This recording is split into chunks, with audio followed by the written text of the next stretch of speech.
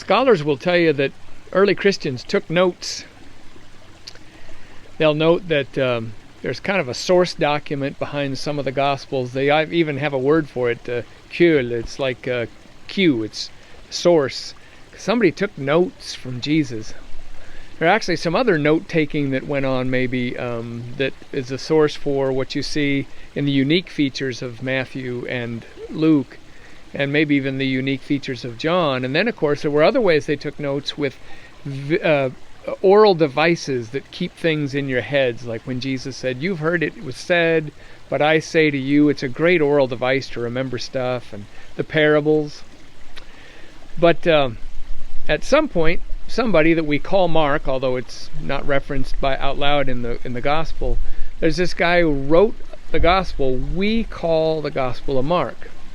And in it, he starts his passage with, the beginning of the gospel.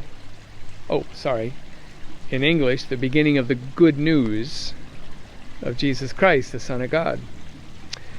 And that word, good news, gospel, evangelion, or however you want to pronounce that, that word became the word. So we applied that word to Matthew, and we applied that word to Luke, and we applied that word to John.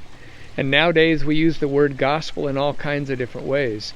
But what's important for me is that in the early Christian church, when people saw the Gospel of Mark, they said, "Oh yeah, that's what this is. The beginning of the good news."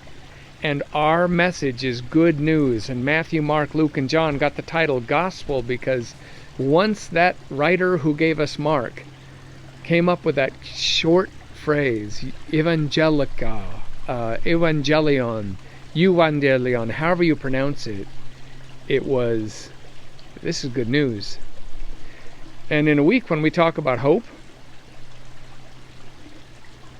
we remember we need good news to live, to soak in, to carry with us, to convey to the world. So a lot of people in our church get this email every Wednesday, the shared first word. And this week it's Mark chapter 1, verses 1 through 8. And it starts out with the beginning of the good news. And we took that phrase and made it a word, gospel. And we use it everywhere because that good news is everywhere. And you are part of it. You are love first.